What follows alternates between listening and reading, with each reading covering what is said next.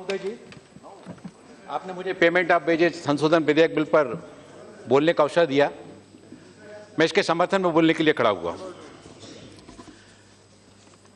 अधिनियम की धारा 6 में बिल्कुल स्पष्ट प्रावधान है कि सभी मजदूरी चालू सिक्कों या करेंसी नोटों में या चेक द्वारा कर्मचारी के बैंक खातों में मजदूरी जमा करके संदर्भित की जाएगी, परंतु समुचित सरकार राजपत्र में अधिसूचना द्वारा ऐसे औद्योगिक या अन्य स्थापन को विनिर्देशित कर सकेगी जिसका नियोजक ऐसे औद्योगिक या अन्य स्थापन में नियोजित प्रत्येक व्यक्ति को या तो चेक द्वारा या उसके बैंक खाते में मजदूरी जमा करके मजदूरी का संदाय करेगा।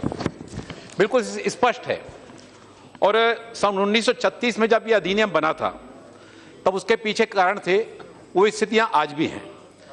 मसलन के जो नियोक्ता होते हैं, नियोक्ता पेमेंट में देरी करते हैं, कम वेतन देते हैं, कटौतियों के बारे में ब्यौरा भी नहीं देते हैं।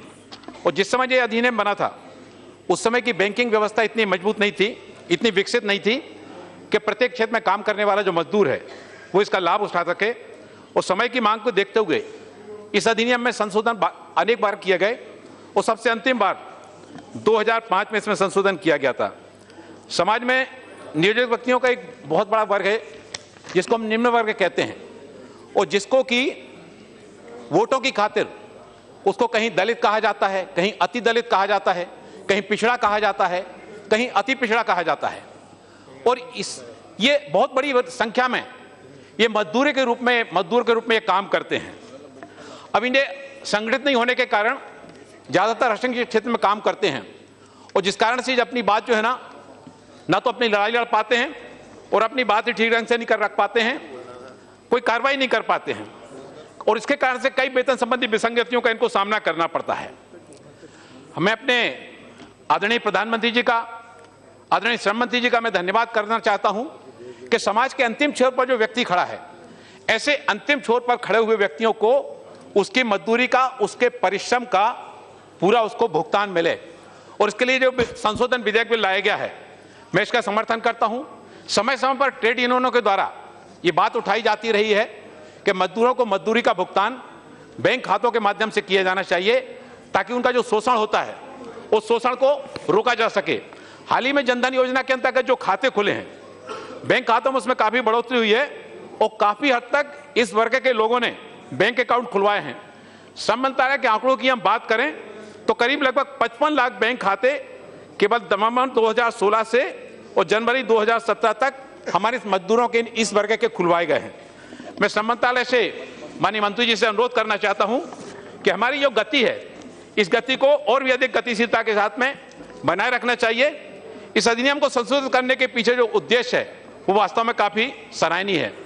मैं चाय बागान क्षेत्र में गया था, वो चाय बागान क्षेत्र में मैंने देखा कि वहां पर जो मजदूरों को मजदूरी दी जाती है कि अगर 300 रुपया मजदूरी दी जाती है तो उसको 200 रुपया मिलता है और 100 रुपया उसको राशन के रूप में दिया जाता है, पूरा वेतन उसको नहीं मिलता है। इसके कारण से उसका शोषण होता है। भवन निर्माण के क्षेत्र में बहुत सारे मजदूर लगे रहते हैं जो कॉन्ट्रैक्टर के द्वारा जो है ना काम करते हैं, और वो कॉन्ट्रैक्टर उसको जो मजदूरी दी जाती है 7 दिन का, एक दिन प्रतिदिन को भुगतान नहीं किया जाता है, 7 दिन में उसको मजदूरी दी जाती है, उसमें से भी 2 दिन का वेतन बहुत सारे ठेकेदार मजदूरों का काट लेते हैं। और अगर वो 7 दिन का वेतन देने की बात करता है तो उसको काम से निकाल देने की धमकी दी जाती है। ये बहुत सारे कारण हैं जिनके कारण से और इस बिल को लाया गया है, संशोधन बिल को लाया गया है। मैं केवल चाय बागान इसकी बात नहीं करना चाहता हूं, बल्कि बाकी अन्य क्षेत्रों में भी जो मजदूर काम करते हैं तो नियोक्ता सही संख्या नहीं बताना चाहता है, और इसलिए नहीं बताना चाहता है कि उसको ईएसआई का शेयर देना पड़ेगा, उसको पीएफ का शेयर देना पड़ेगा, और वो ईएसआई और पीएफ का शेयर नहीं देना चाहता है। इसलिए अगर उसके यहाँ 20 मजदूर काम करते हैं तो 20 मजदूर के स्थान पर 10 मजदूरों का काम बताता है, उल्लेख करता है, 10 मजदूरों का उल्लेख ही नहीं करता है ताकि उसको इस क्षेत्र के जो है ना वो शेयर न देना पड़े। रेलवे के क्षेत्र में, माइंस में, पोर्ट पर बहुत बड़ी संख्या में कॉन्ट्रैक्टर के द्वारा जो है ना मजदूर लगाए जाते हैं, उनका शोषण होता है। और इसी कारण से आदरणीय प्रधानमंत्री जी का, आदरणीय श्रम मंत्री जी का मैं धन्यवाद करना चाहता हूं कि संशोधन विधेयक के माध्यम से जो संशोधन लाया गया है कि मजदूरों के खाते में बैंक के माध्यम से, बैंक खातों के माध्यम से भुगतान किया जाएगा, और इसके कारण से जो शोषण हो रहा है, जो विसंगतियां हो रही हैं, वो सारी की सारी विसंगतियां समाप्त होगी। और नियोजक जो है ना, नियोजक जो चोरी करते हैं, मजदूरी के हक मारते हैं, समाज का हक छीनते हैं, देश का हक छीनते हैं, वो टैक्स की चोरी पर भी रोक लगेगी।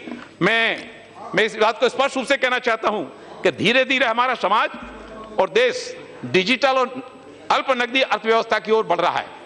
और सरकार के द्वारा उठाए गए इस कदम से जहां एक और मजदूरों के लिए उनके मजदूरी का पूरा हक मिलेगा, वहीं इस व्यवस्था को लागू करने में हो सकता है प्रारंभ में कुछ अड़चनें आएंगी, लेकिन हमारा देश निश्चित रूप से विकास की ओर अग्रसर होगा।